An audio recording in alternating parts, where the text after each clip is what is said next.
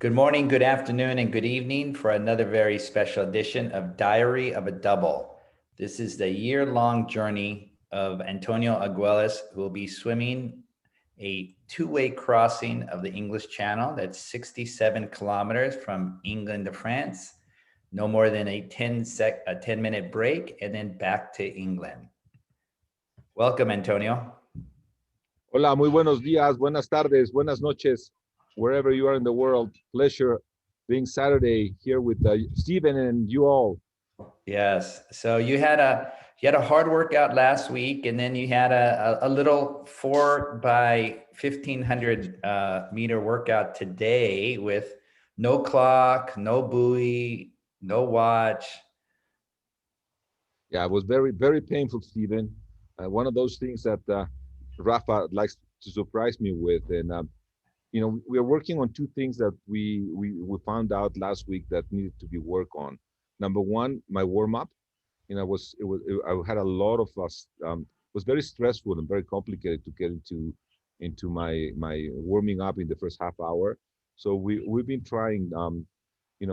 He designed an idea that I go 50 meters at R3, 50 meters at R4 for 100 meters. Then I do a sprint of about 12.5 meters, and then I just go a little bit slower, and I'll do for 400 meters, and then I have to be at R3 at the end of the 800, and then I swim 400 meters at R3. And the thing today was to be able to do those 1500s at R3 all the time without watching my watch or the clock. Oh, So okay. that was the end of the week, which was it was a complicated week. One thing I want to show you and all our guests is what happened with my whoop. I don't know Yes. how Yes. precise the whoop is, but you know, I have to tell you that on Wednesday, I was taping the audiobook, and I was sitting. I'll show you some pictures, and the guys at the recording studio and my assistant were telling me you're dying because I was breathing so hard. Uh-huh. I was so tired that it showed that day. I had a very bad Tuesday night sleep, and I guess it's just it really hit me on Wednesday. It really hit me on Wednesday, and it showed in my sleeping pattern. Um, Now, I have a question. So Whoop measures all kinds of things. One of the things it measures is quality of sleep.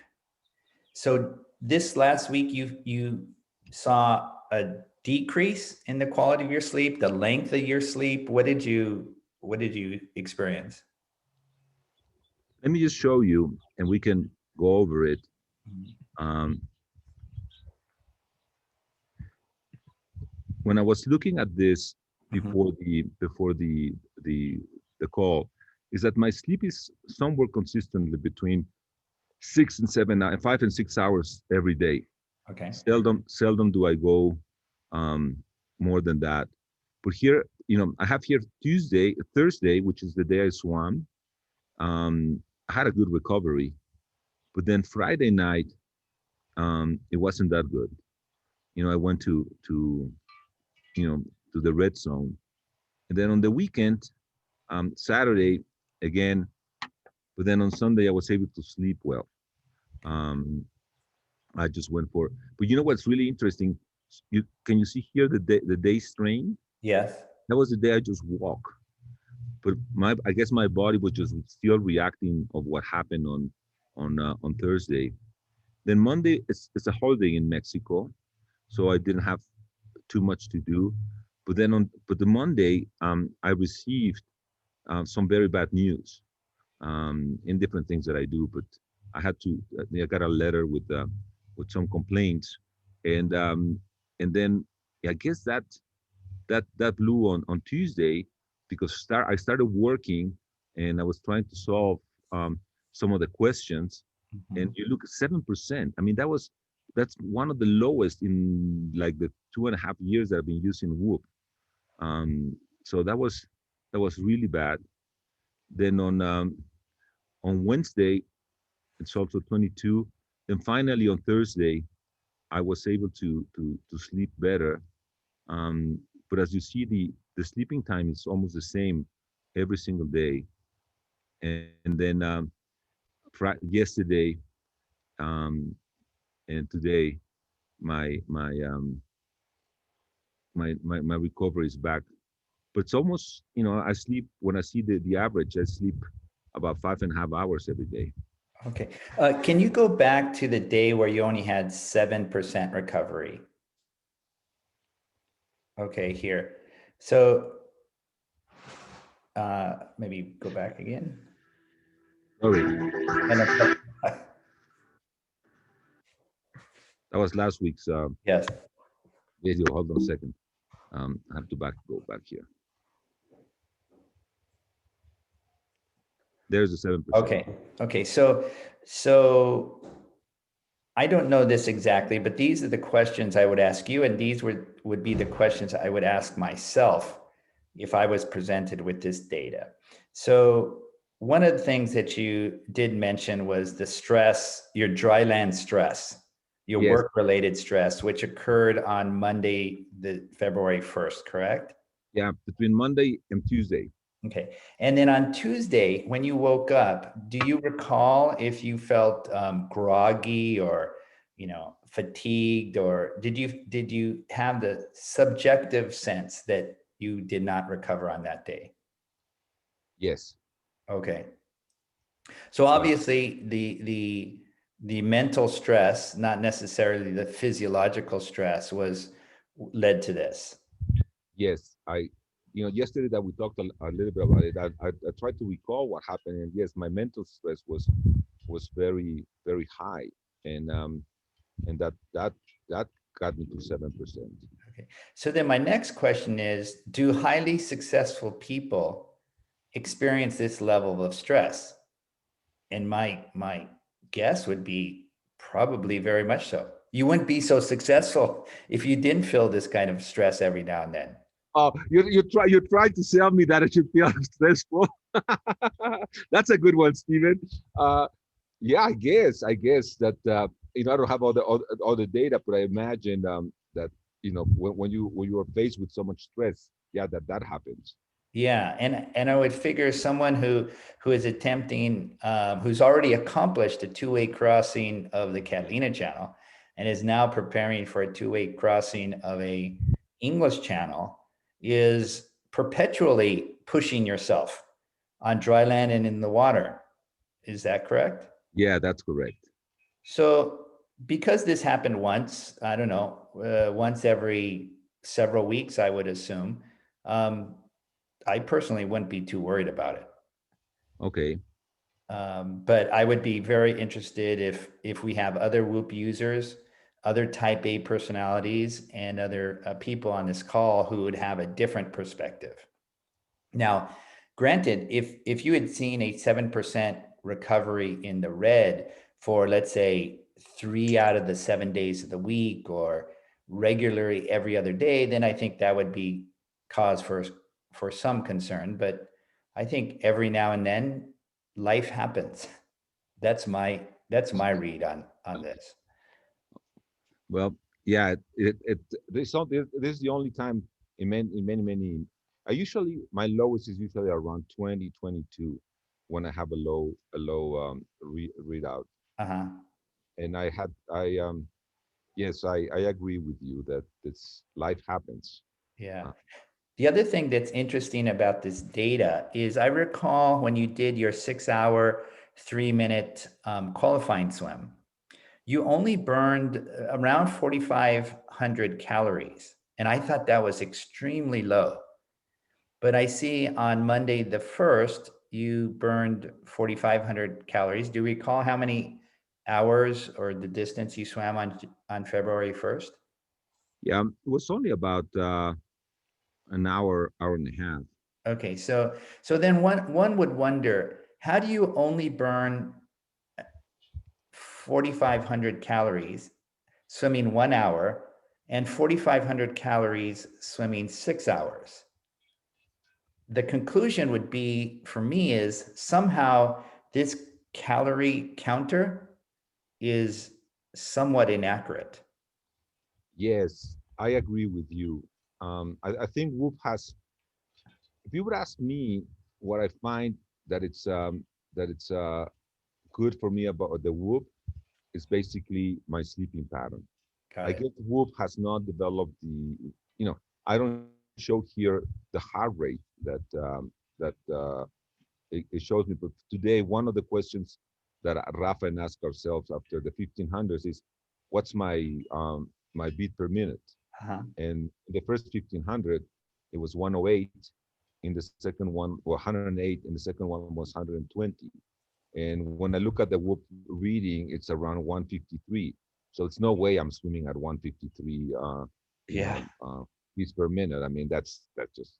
So I think for me the lesson using Whoop is that it's a technology that it hasn't been perfected for swimming. I don't know what happens in dry land, but for swimming, it's not very accurate Yeah. because the calorie and also the day strain.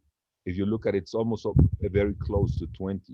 Between 18 and 20 every single day, Okay. um, and that's difficult to do because I know my workouts have different intensities day by day. Yeah. Yeah. On the days that you feel very good, just subjectively, you wake up and you stretch and you go about your day. Do you recall in general what that level of recovery is? It's really interesting because I can have a low reading like today. Um, I don't know what's this. Not advancing here. Yesterday I woke up this morning with 37, um, and I really felt like I was totally recovered. I mean, I didn't have any pains, any Uh-huh. strain, any. But you know what? I think this is an interesting question because you know what has helped me a lot in my recovery? Uh-huh. My katsu. Yes.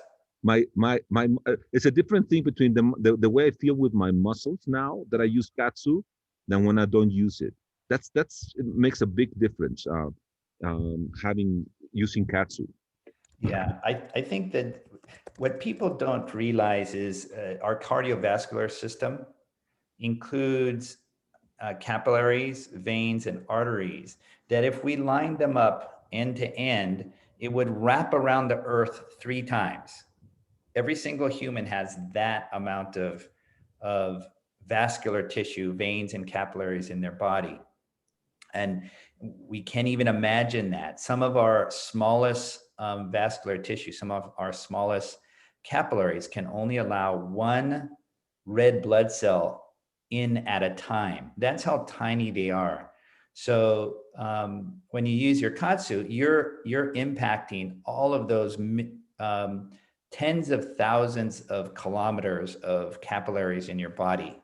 So I would just encourage you to keep on using that. Yes, the katsu is really helps me a lot. Yeah, yeah. And then, do you find any kind of recovery is better um, for certain types of food you eat after or before a long workout? Like, Yeah, does fish food help? Does pasta help? Do you have some favorite drinks or fruit or salads? two things have changed, or several things have changed since October.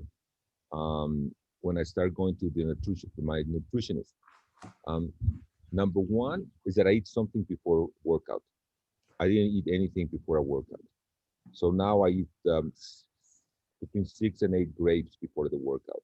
And then in the next 5 minutes after I finish my workout, I eat another 6 to 8 grapes and protein. Um, that has made a big difference. Um, and then at night, I eat very lightly. Okay. And that those two things have changed. And the swimming, for example, for the long swims, I try to have my stomach that it's not full. If Not I start, full. Okay.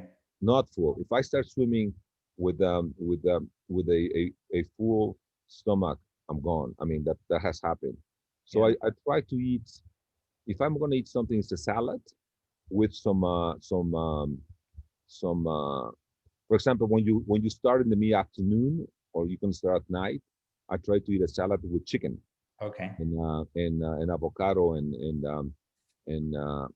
tomatoes, and that helps. That Yeah. has helped my swimming and my recoveries. These changes that I've made. Yeah. Before I didn't, I wasn't taking notice of that. Yeah. Interesting. So, and that in your case, that would make a lot of sense because if you eat a big meal, you're going to be drawing a lot of blood into your just digestive tract. You got to, if you got a big meal, you got to force that through the body as you take a sip of that cerveza there. Yeah, So yeah, yeah. The cerveza is just liquid. So cerveza and tequila, you have no problem with my stomach. yeah, They yeah, that's good. And that's another good point. I think I certainly come across many athletes who, for some reason, in the morning of their swim or during their swim, they try something new. And we eat a certain way for 364 days of the year. And then suddenly at the Olympics or at the English Channel swim, or we try something new. And sometimes that doesn't work, or many times that doesn't work. So as long as you know what works for you, then in July, when you do the two-way attempt, I think you'll feel good, or as good as you can feel for those 24 whatever hours you will be swimming. Yeah. One thing I haven't changed in years is my feeding. Yeah. And and sometimes it's really interesting when I go and I go to Las Estacas where a lot of open water swimmers train. If you look at the things that people line where we do the stop, like a restaurant. I mean, Yeah. they Yeah. have they have peanut butter jelly and it's like the only thing that is missing is a bottle of wine. Yeah. Um, and it was, and I always try to tell them that solid food when you eat swimming, that's just going to take a lot of blood out of your system, and that's something that we still have to send the message that you have to be able to try to have liquid. At least is what I find, liquid feeding to be able to perform better. Yeah. Can you stop sharing your screen? Because I want to see you in a big screen there. Because I Yeah. want to ask you another related but interesting question. Uh, Yes. one of the things that I wanted to challenge athletes on when we came up with the Ocean Seven. Again, the Ocean Seven is swimming in the North Channel, the Molokai Channel, the English Channel, the Catalina Channel, Strait of Gibraltar, Cook Strait, and the Tsugaru Channel. So you have many countries here. You have one in the Tsugaru Channel, which is in northern Japan. You have another swim in between the North and South Island of New Zealand.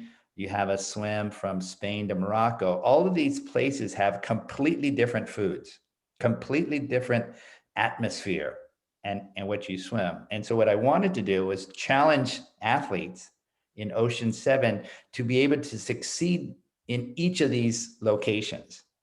And so my question is, of all the places that you visited, you know, Scotland and Ireland and Japan and Catalina and Molokai, what places did the food most suit you? And what places did the food either surprise you or you wanted something extra?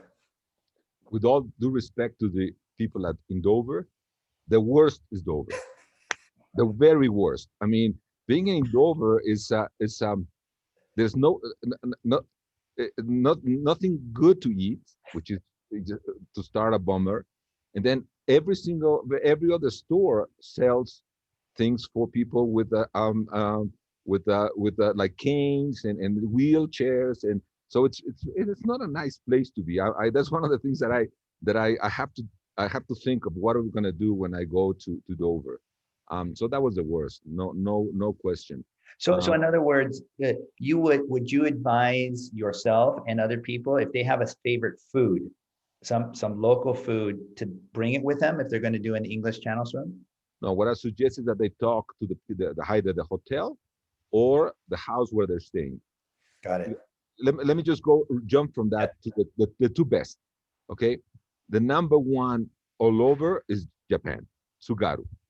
And the reason that that happened is that we as a team, when we were there, we decided we were going to eat like the Japanese. You know, the hotel in Tapi, Yep. they don't have Yes. any Western food. I mean, Right. they can prepare if you want, but I found it very offensive to tell the people there that we wanted, you know, either hot dogs or hamburgers or fried eggs. I mean, when you have this beautiful Japanese food, so we really enjoyed it. And then what was amazing, and that's why I always say everybody when they go to the English channel have to stay at Pier 36, is that when I decided to do that, it's like an inn, and they have a restaurant, have two restaurants. So I look at the menu, and the menu looked very well. You know, they have grass-fed meat, and their sticky toffee pudding is amazing. But there were two things that were missing. They didn't have the single malts that I liked it, that I like, and they didn't have the right wine. So I wrote them and I said, "Would you purchase this for me?" And they did. Oh, I had the wine, and we had the single malt, and they are the owners, the family, Margaret and his children are they accommodate all the needs that you have. So okay. those were the two best. In Hawaii, I stayed at a big hotel. So I, you know what the key is, and also in Catalina, the number one key is to be friends of the chef. So yes, we have a routine, and the Yeah. routine goes like this.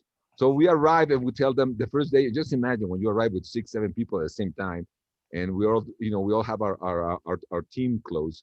So they start asking, "What are you doing here?" And then we tell them the story, and we'll put a little bit of salt and pepper as it goes, and then we ask to meet the chef, and we tell the chef that I will have some special needs, and they usually help me with whatever. Wow. Yeah. Excellent. For example, in Molokai, since we knew it was going to be a very long swim, I just wanted some potatoes. At some point to chew the potatoes, and even if I threw them up, and we asked them if they cooked the potatoes for us to take, and they did. At the Westin in Long Beach, well, it helped a lot that the chef was a Mexican. Okay. So we gave him the exact receipt of how we wanted the soup. Oh, really? Yeah. That was a big thing. I had the receipt, the recipe of the soup, and he made the soup exactly how we wanted. Oh, So wow. and then the rest, which are the rest? What about Spain? What did you do in Spain for the Strait of Gibraltar? I didn't have any possibility, because remember that I arrived at 3 o'clock in the morning. Oh, that's right. And And then you just, yeah, the next morning. It was a big fallout for me, because somebody told me I had to go and eat churros. That they had this great churros in Tarifa. So in Mexico, the churros have sugar, yeah, and they're really nice. So I go to the Spain place for the churros, and they have plain churros. no sugar. No sugar. It was a big disappointment in Spain. But after the swim, we had a great paella, and we had a great fish. After the Yeah, swim, that was really good. Yeah, we yeah. had some good time, and What about Cook Strait in New Zealand? Where did you stay there? we stayed at the Intercontinental. And the good thing is that the number two person there was a Mexican, Oh, okay. a girl from Guanajuato, and so she helped smooth things. Also, again, it was a hotel, so you have to talk to the big hotels are very very. If you talk to the right person, they are very very amicable. You know what? I was really well. Hopefully, I won't say something bad, but I was a little bit disappointed about the wine in New Zealand, and I was expecting better wine in New Zealand, and as you know, you can't. You know what happened with the food? I didn't know they couldn't bring any food into New Zealand. Oh, okay. So I had some cookies with me. Big problem. Oh no, I got it. At the airport. At the airport, they're an island, and they're very careful with that. So you can't bring any food into New Zealand. Um, and but that was New Zealand. Yeah, well, Mark just put in the chat room that with Brexit, it's not possible to bring fresh food into the UK. So have to be careful not to bring any things. No, many of my Mexican friends love to bring chile. I don't do that. The only thing I'm concerned, the good thing about now at Dover is that I'm staying at the hotel. Yeah. So Jimena, who's the manager of the Jimena, my daughter, who's the manager of the team now, has the assignment of looking at the wine list and see what we gonna, if we can make some suggestions for the wine list. Yeah. Okay, great. Well, if anybody online wants to unmute yourself and make a comment or ask a question to Antonio, please feel free to do so. I mean, I have lots of questions, Antonio. Other than sleep and food, what other things help you recover?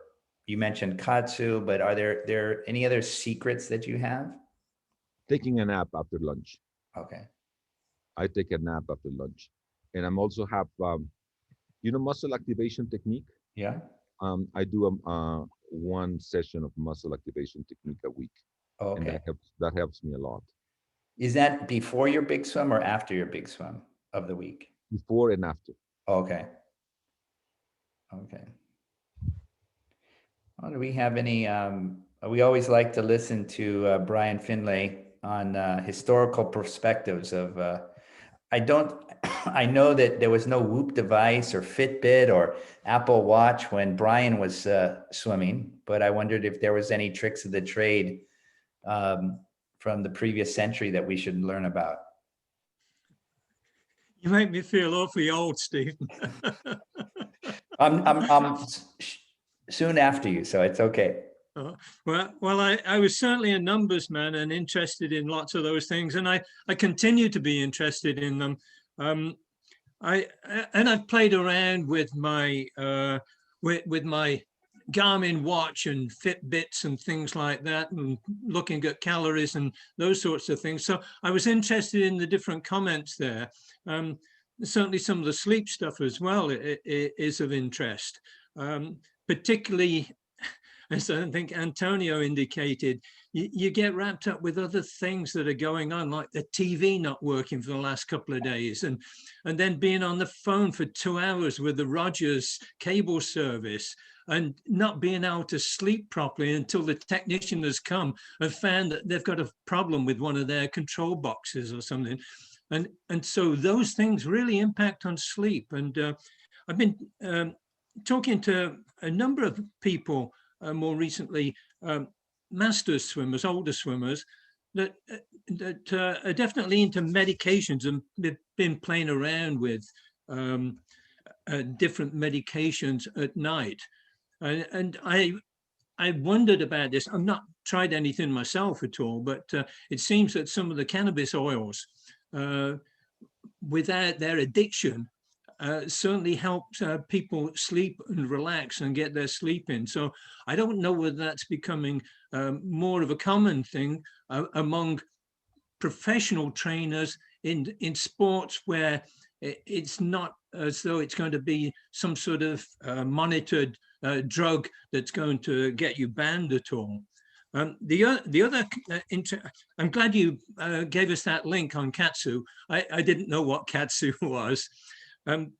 So I looked at, I just had a look at it, and it reminds me of the use of compression stockings for post-exercise, so that you're not getting the blood pooling in the legs. We wrote a paper on one incident after a long Lake Winnipesaukee swim. We're in over 100-degree Fahrenheit weather, and the swimmer, Bob Ware, was so entranced with talking to the news media at the end, he ended up collapsing. Oh. And he was in hospital for a couple of days after that, electrolyte imbalance, and there were lots of people going into hospital who were just had just been sitting in their gardens in all of that heat. Yeah. So it perhaps wasn't surprising from that standpoint, but looking at this alternating pressure reminded me of what's used, or what was being used back in the late 70s. Had been developed alternating pressure pad mattresses with low air loss for people who might develop decubitus ulcers, people who are unconscious with just the weight of the pressure, the 20 to 30 millimeters of mercury pressure, as you've talked about, in those small blood vessels, those arteries and arterioles, is really important in terms of trying to keep that flow through there and get rid of any of the byproducts that obviously that are in play. Yeah. So I don't know whether I've Well, answered exactly your own question there, but those were a couple of the things that were triggered off as the interesting things that interested me yeah. in today's presentation. Yeah. Antonio, have you or anybody used aspirin? I remember when I first got into open water swimming with Penny Dean was my coach. And at the time, there wasn't all these techniques and there wasn't that much knowledge, let's say, as now. And many swimmers actually just took an aspirin, probably to help with inflammation. Have you ever done that, Antonio or Brian? No, I've never done it. And talking about taking something at night, um, Jimena tells me that I just take a placebo because I take this little pill. How you call it for night sleeping? That's it's A night sleeping aid of some sort? melatonin. Melatonin? Melatonin. Okay, so I take one melatonin of 1 milligram. So Uh, she said that is just a placebo. And you know why I don't take the second one? Because the days I take the second one, I have amazing nightmares. okay. Yeah, it's incredible nightmares. So I just take one and try to relax when I wake up at night. I just try to relax and do some breathing and go back to sleep. But that's what I take, melatonin, 1 milligram Yeah. every night. Um, I'd be interested in looking at your Whoop data on the days that you have a nightmare. I'll record them. The next time I have nightmares, I'll record them, and I you know that my latest nightmare. You know what was 2 days ago. You guys are gonna relate to it. I don't know why I was thinking kayaks, and I had a nightmare about my kayak, and what happened to my paddle is that it broke, and I got into a current, and I just couldn't go and keep my kayak straight. So I was going all over the place. So that was a scary thing, being in Yeah, the kayak. yeah. I noticed on Mark Hamilton on the chat room mentioned L-arginine. Mark, have you had any experience with this? Hi, everybody. Okay. Yeah, as part of the Forever Living products, I know that a lot of the Premiership football teams would be using L-arginine now. Also, some of the local rugby teams are finding benefits from training as well as actually during performance. Uh-huh. What Forever Living do is they actually add additional vitamins and stuff into the product as well. And certainly whenever I would have been training for rugby and stuff like that, I find some benefits from it. Yeah. It basically gives you that energy boost that you need. Got it. And it can be controlled as well. Plus, it's got a number of very good benefits for the body in general. So, Yeah. On when you play rugby, obviously you're getting hit and you're hitting other people, and that's a sort of a different kind of stress than something that Antonio's doing or channel swimmers. They're just swimming constantly. Is it? Do you see the benefit for both on this? yeah, I do. It's. I mean, it helps you train. It helps you recover after training, and it helps you recover after long events. Okay. Obviously, within the guise of playing rugby, you're looking at 80 minutes of pretty tough performance. Yeah. That 80 minutes is nothing, obviously, in a marathon swim or an endurance swimming. But it gives you that recovery period afterwards, and it makes it a lot faster. Yeah. So that's what I was wondering, especially as part of the training package. And L-arginine, the forever stuff, is you would take it every day, and that's when you experience the benefits of it. So I was just wondering, you mentioned paracetamol and stuff like that, but just wondering, is it something that you'd ever done, Antonio, for extensive training and exhaustive training? No, I've never done it, but I will look it up, Mark. Yeah, we can talk. We can talk some other time about it. I know a little bit about it, and I find it to be quite good. So. Got it. Perfect. Got it. And Do Mark, you agree with me, Mark? Do you agree Yeah. with me that you eat and drink properly at Pier 36? I think there's some better restaurants in Donegal, but yeah, I know Dennis and Margaret quite well, and the sons Lewis and Jody. They do a reasonably good package all round, yeah, and I know you really enjoyed your time there. There's some other good restaurants in Donegal as well, obviously, and I would promote Donegal as a town rather than a single place, let's say. Okay, that's the spirit of Donegal. Yes. Yeah, yeah, everybody there together, yeah. Yeah. And Antonio, Emery asks, what is muscle activation technology? What do you actually do with it? Or Well, what do they do to you? I'm sorry. basically, when you look at our body, we have muscles that complement each other. There's one muscle in the reflection to the other one. So sometimes I might have a problem on on my left leg that is causing me my right arm not to feel well. So what Ricardo, who's the guy who does it, he just brings my muscles in balance, that all muscles are connected. So what happens with muscle activation technique is that it connects the muscles again. Because many times, for example, when you have an injury, um, the injury gets bad because you're using the opposite muscle. I mean, something has happened to your opposite muscle. You're using all the time the same muscle on the other side. So basically, it's just activating your muscle. So all your body is in balance. Got You it. know who used it a lot, and that's how he became famous. Was I can't remember what was the quarterback. Who was the quarterback that had a neck problem? The very famous quarterback. It was not Brady. It was the other one that retired recently, that went to the Broncos. Who's the guy? Oh, uh, help me here, NFL fans. Did he go to Stanford? No, he didn't go to Stanford, Okay. unfortunately. That was the only bad thing. No, John Elway. No. Uh, Elway was a franchise. You know what? You want to know a story about John? John and I, well, his wife, ex-wife now, was a swimmer, a very okay. good swimmer. And John and I, met at the pool several times. And one day I came to a class that I was just needed to coast at the end of my senior year called Mexican History of the 20th Century. So I said, that's the one I want to take. I mean, Yeah. so John Elway, and I'm sitting in the back of the class, and John Elway comes and sits next to me. Okay. And we took the class, together, and we became friends. So when my little brother Arturo comes to Stanford, I said, "Well, come to me to class, and you see who my sitting next to me." And he couldn't believe it.